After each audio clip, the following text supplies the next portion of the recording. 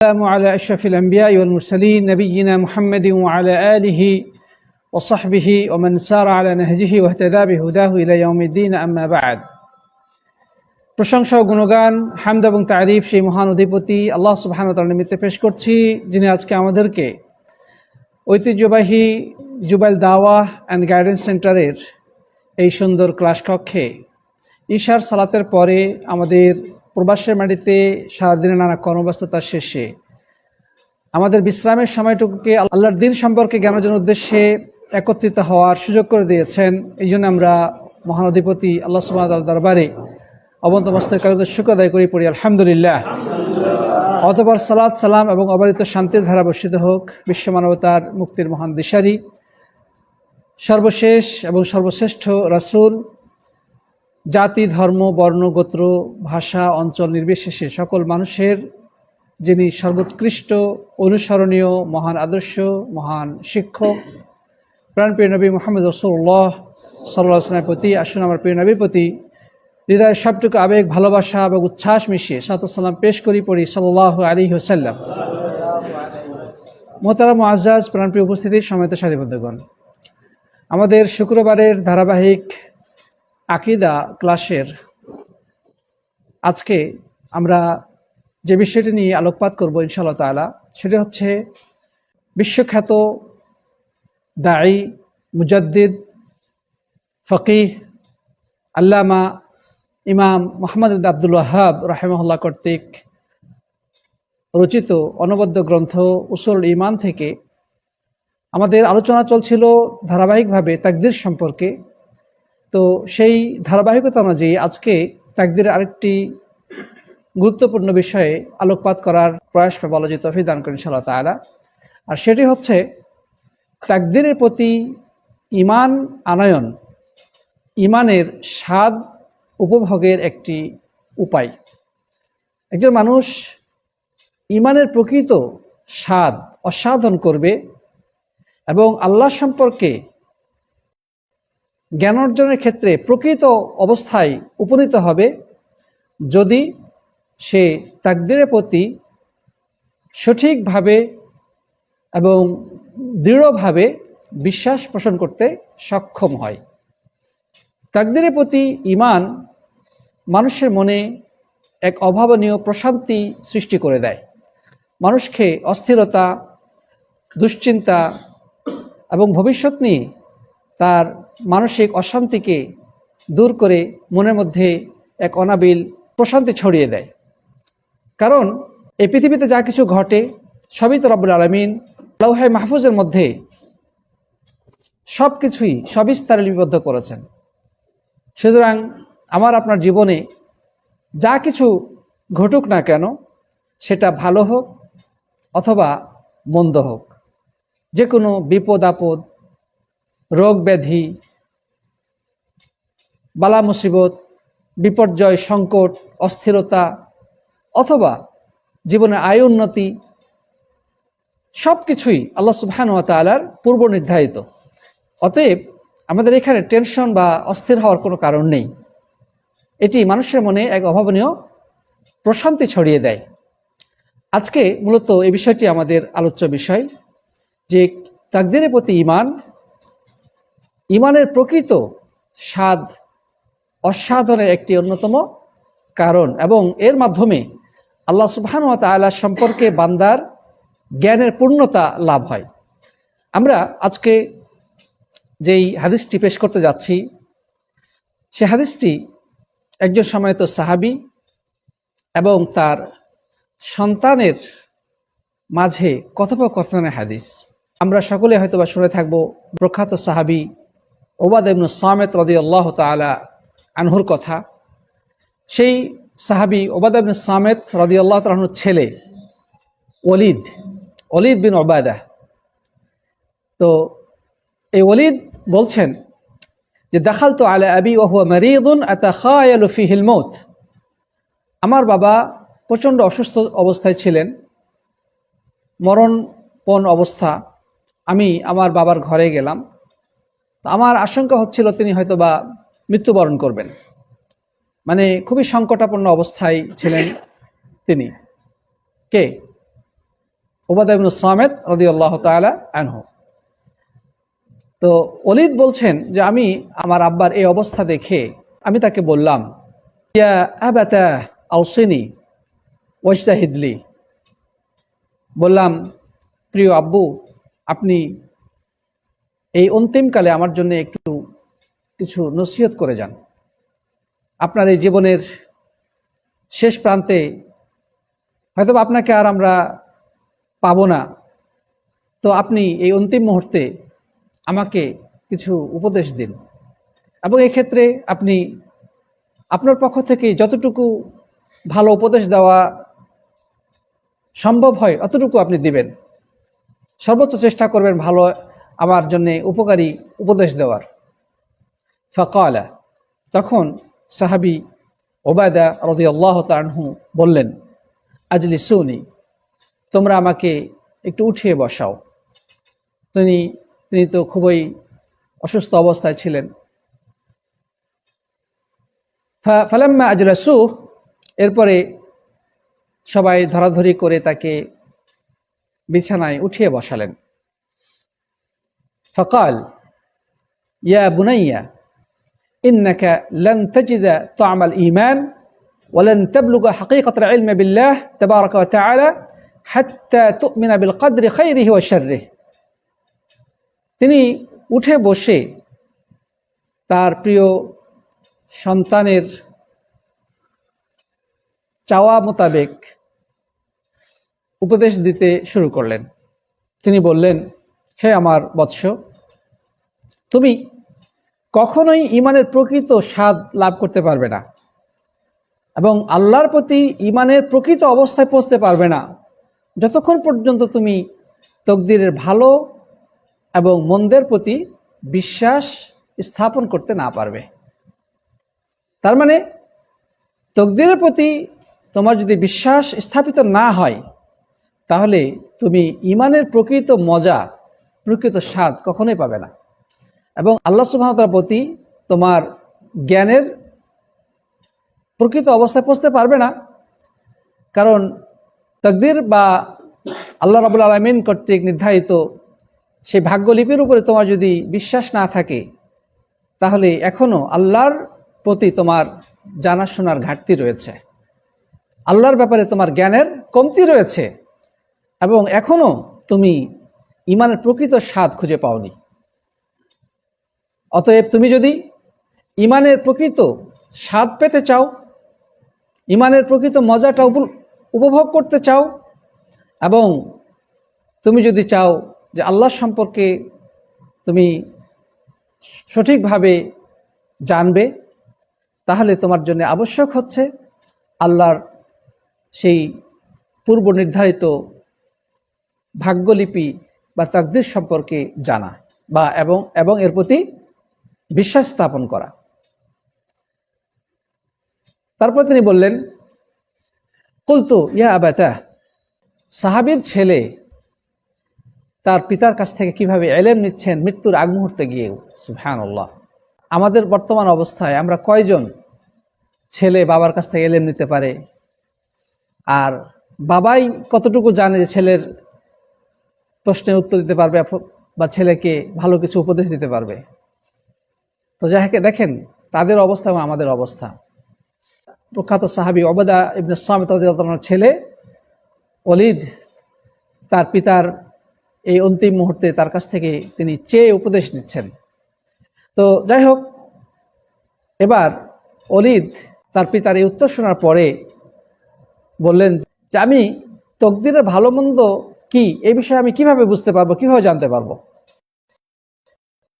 আমার তকদিরে ভালো বুঝতে পারবো বা এ সম্পর্কে আমি কিভাবে জানতে পারবো।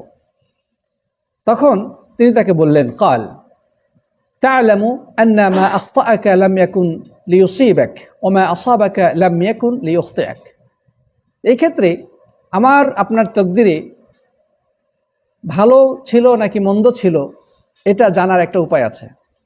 সেটা হচ্ছে, তুমি মনে রাখবে, তুমি জেনে নাও যে তোমার জীবন থেকে যা হারিয়ে গেছে বা যেটা তুমি অর্জন করতে পারোনি, যেটা ছুটে গেছে, সেটা কখনোই তোমার ভাগ্যে আসার ছিল না, সেটা কখনোই তুমি পেতে না।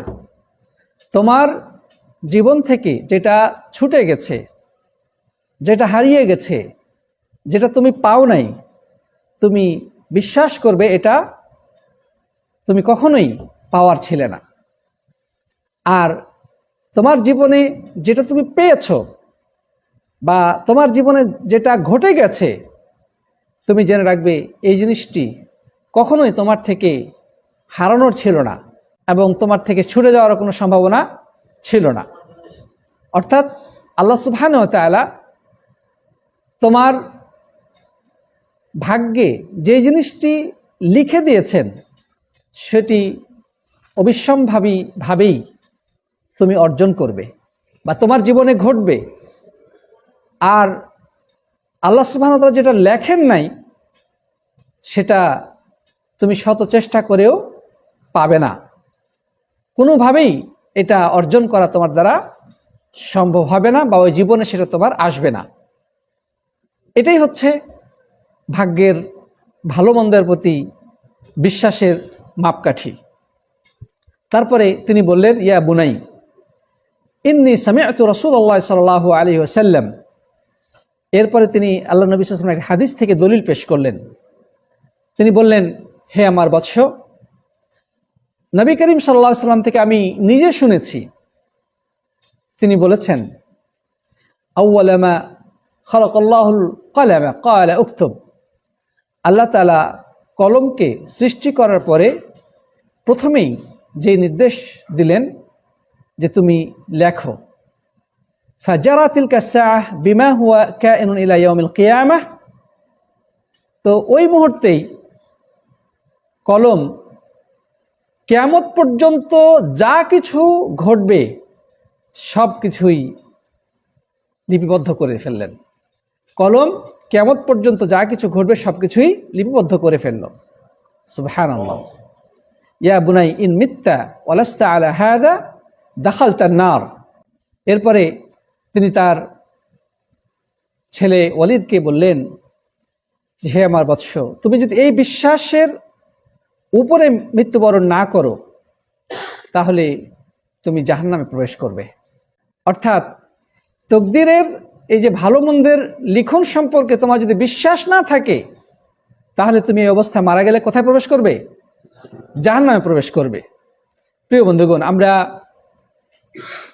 জানি ঈমানের যে 6টি রোকন বা স্তম্ভ রয়েছে, সেই 6টি স্তম্ভের মধ্যে সর্বশেষ যে স্তম্ভ সেটি কি?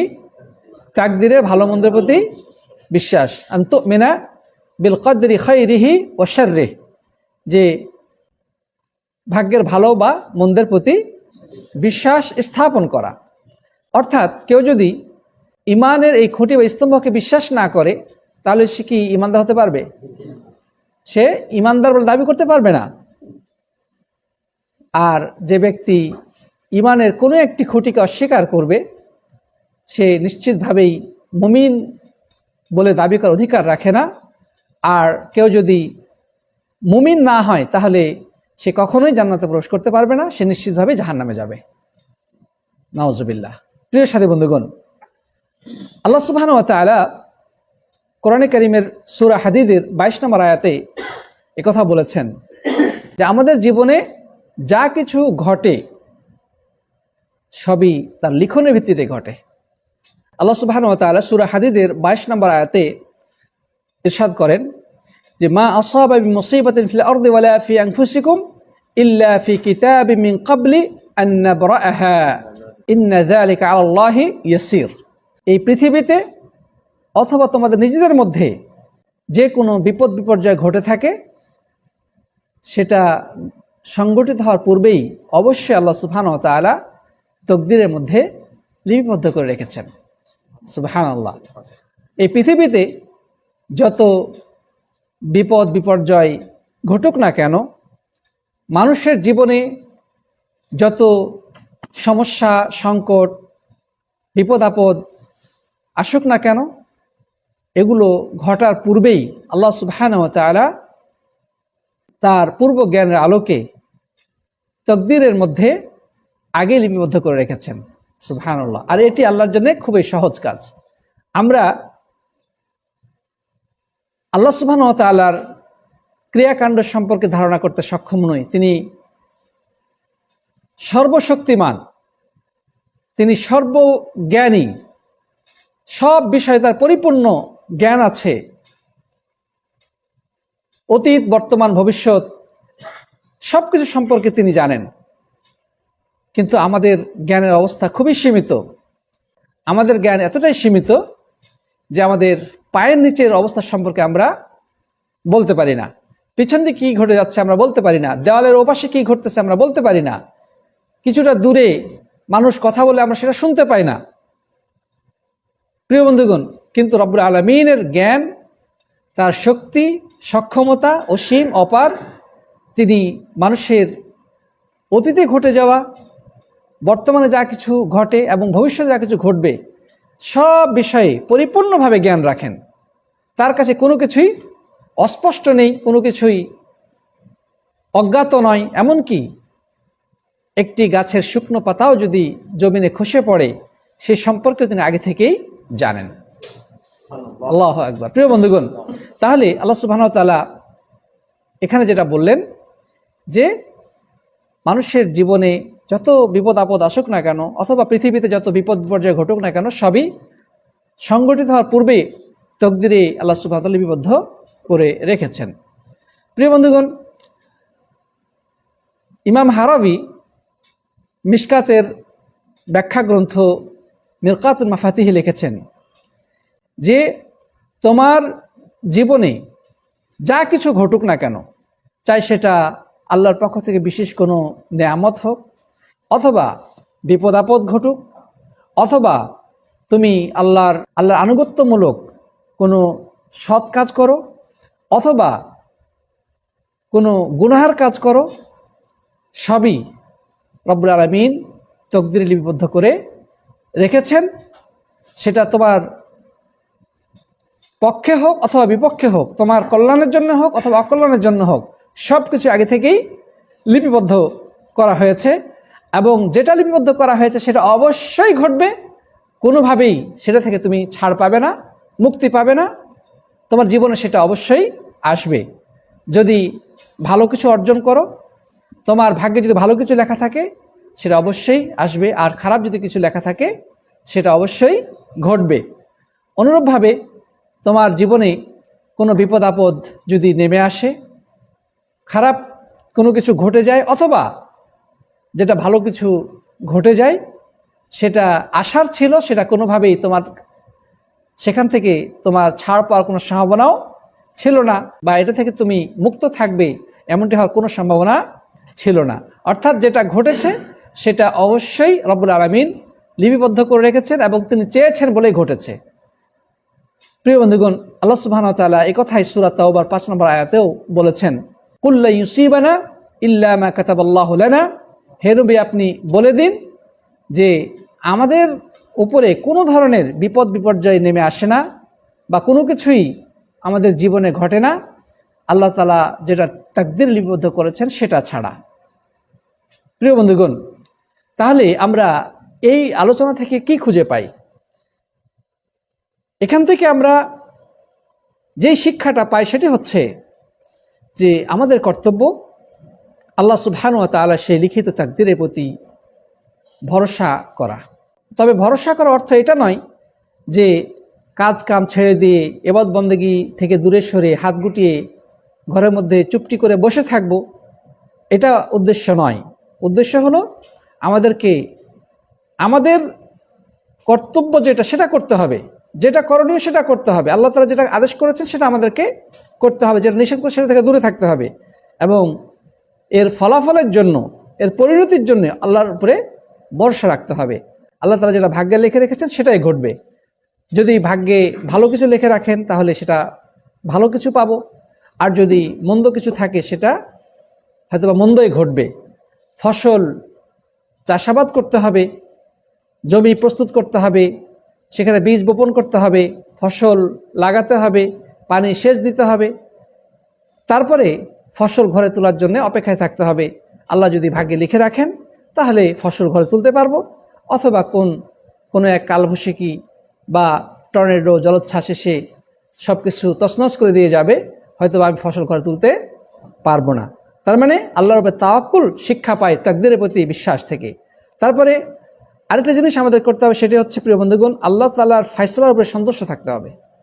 আল্লাহ তাআলা আমার আপনার ভাগ্যে যা কিছু লিখে রেখেছেন, সেটা ভালো হোক কিংবা মন্দ হোক, আল্লাহ তাআলার ফয়সালা থেকে যেহেতু পালানোর কোনো সুযোগ আমাদের নাই, এই জন্যে তার প্রতি সন্তুষ্ট থাকাই হচ্ছে একজন প্রকৃত ইমানদারের পরিচয়।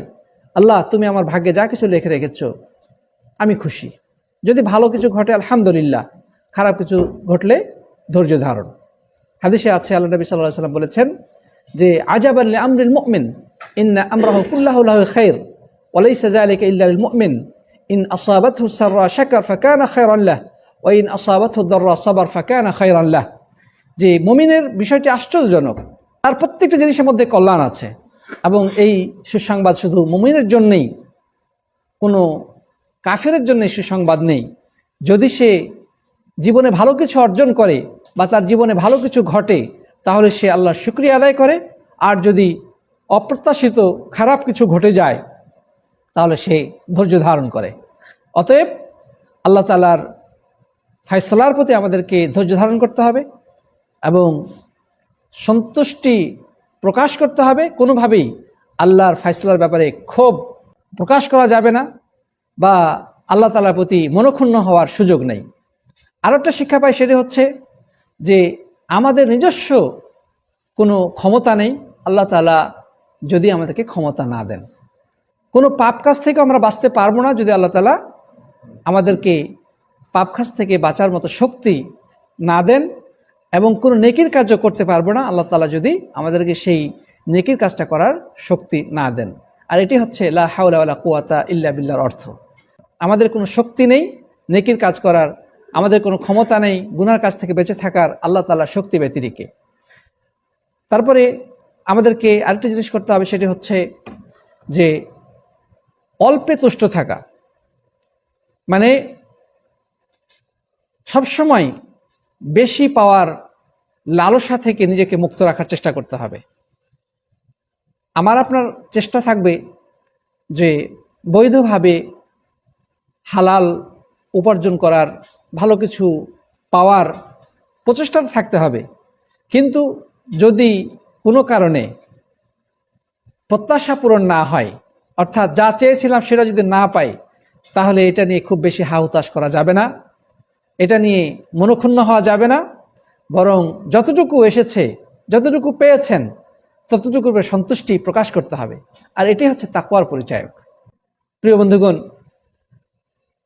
সুতরাং তাকদীরের প্রতি বিশ্বাস মূলত মানুষের মনে এক অভাবনীয় প্রশান্তি সৃষ্টি করে, সেই প্রকৃতি ঈমানের স্বাদ খুঁজে পায় এবং মহান আল্লাহ সুবহানাহু ওয়া তাআলা সম্পর্কে তার মধ্যে প্রকৃত জ্ঞান লাভ হয়। তাকদীরের প্রতি অবিশ্বাস মূলত একজন মানুষের আল্লাহর প্রতি ধারণার ব্যাপারে বা আল্লাহ তাআলার প্রতি জ্ঞানের ক্ষেত্রে ত্রুটির প্রমাণ বহন করে, এবং সে প্রকৃতি ঈমানের স্বাদ খুঁজে পায় না।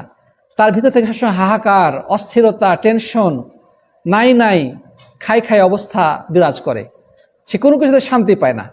কিন্তু তাকদীরের প্রতি বিশ্বাস যদি কেউ থাকে, সে হতাশ হয় না, অস্থির হয় না, টেনশন করে না। আলহামদুলিল্লাহ, যেটা পেয়েছি আলহামদুলিল্লাহ, আল্লাহ তাআলা ভাগ্যে লিখে রেখেছেন বলেই আমি পেয়েছি, আর যেটা পাই না এই জন্যে ধৈর্য ধারণ, আল্লাহ তাআলা লিখে রাখেন নাই বলেই আমি সেটা অর্জন করতে পারি নাই, হয়তো বা এর পেছনে আল্লাহ তাআলা কোনো হিকমত রয়েছে যেটা আমি জানি না। আল্লাহ তাআলা আমাদের সবাইকে তাকদীরের প্রতি পূর্ণ বিশ্বাস রাখার এবং বাস্তব জীবনে এই তাকদীরের উপর বিশ্বাস রেখে জীবন পরিচালনা করার তৌফিক দান করে আল্লাহুম্মা আমিন। আমরা যেন সকল বিপদ আপদ, বালা মুসিবত সকল ক্ষেত্রেই চরম ধৈর্যের এবং আল্লাহ তাআলার ফয়সালার প্রতি চূড়ান্ত সন্তুষ্ট থাকার তৌফিক দান করেন আল্লাহুম্মা আমিন। এবং মনের ভিতরে কোনো ধরনের আল্লাহর সিদ্ধান্তের ব্যাপারে যেন কোনো ক্ষোভ বা দুঃখ অথবা কোনো ধরনের গোসা যেন আমরা কখনোই না করি, সেজন্য আমাদেরকে আল্লাহ রাব্বুল আলামিন যেন হেফাজত করেন আল্লাহুম্মা আমিন। জাযাকুমুল্লাহ খায়রান। হাদা ওয়া সাল্লাল্লাহু আলা নবিয়িনা মুহাম্মদ ওয়া আলা আলিহি ওয়া সাহবিহি আজমাইন।